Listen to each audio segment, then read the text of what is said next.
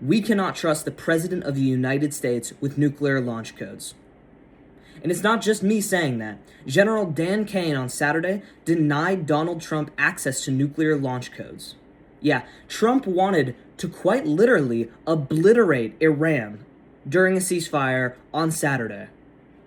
Now, this is all coming out from a retired CIA analyst named Larry Johnson. General Dan Kane stood up and said no to Donald Trump, invoking his privilege as the head of the military to prevent Donald Trump from obtaining the nuclear launch codes. That's insane. It's already insane that the FIFA Peace Prize winning president, and the president who, I'll remind you, thinks he deserves the Nobel Peace Prize to this day, is trying to nuke another country. Seriously, where are we going with this? He is so clearly narcissistic and wrapped up in his own fiction that he needs to go down in history as the man who ended the world.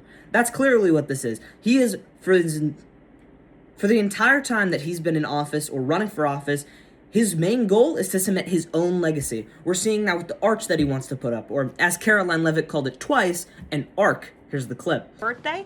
In honor of this historic occasion, President Trump and the Department of Interior will submit plans for the United States Triumphal Arch, which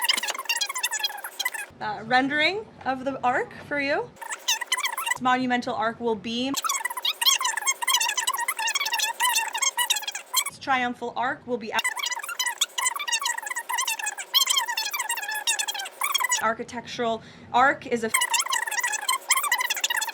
and this triumphal arch should be. It's clear that the only thing that he cares about while being president is to cement his own name in history. And what better way to cement your name in history than to be the man who ended it? I mean, let's be real here. He's not in such good shape. If you remember the rash on his neck, if you remember the swelling in his hands and in his ankles, and if you remember that he literally has a button on his desk to summon him a Diet Coke.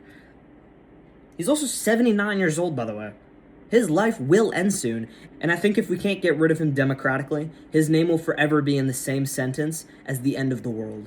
Anyway, that's all I had to say for this nukes thing, but we should talk about Tucker Carlson, who actually apologized yesterday for his vehement support of Donald Trump. So, roll the clip. You and I and everyone else who supported him, you wrote speeches for him, I campaigned for him. I mean, we're implicated in this for sure. Yes. It's not enough to say, well, I changed my mind, or like, oh, this is bad, I'm out. It's like, in very small ways, but in real ways, you and me and millions of people like us are the reason this is happening right now. Yes. So I do think it's like a moment to wrestle with our own consciences. We'll be tormented by it for a long time. I will be. And I want to say I'm sorry for misleading people. It was not intended. So there you have it from Tuck C. I don't buy that for a minute. I don't think I'm crazy for saying that. I mean, like, I do appreciate his apology, and I do appreciate that I think he is genuinely remorseful, but we can't just forgive and forget. This is not something we can just move on from. Whoopsies, my bad. Like, you don't just say that after you install somebody who's actively destroying American democracy. That's not a, oh, whoopsie, my bad kind of situation. You can't just do that. I think we're forgetting about all the things that he said in the past. In 2021, he said that he hated Donald Trump. He got fired from Fox News over that, by the way. And then, today, 5 years later, 5 years after he said he hated Donald Trump, he's like, well, I'm sorry that I got us into this mess. Like, yeah, you probably should be, man. You probably should be, dude. I like how the ladies on The View described him as having liar's remorse. Basically, what that means is that he lied to get Donald Trump elected, and now he regrets it. And I think that's a perfect way of summing it up. And it's crazy to me that a grown man can seek forgiveness for calling people who tried to instate an insurrection on the Capitol meek and orderly. Here are some pictures on the screen of what it looked like. That's not meek, and that's not orderly. Let me know in the comments if you think we should forgive Tucker Carlson about this, and like and subscribe to support independent media.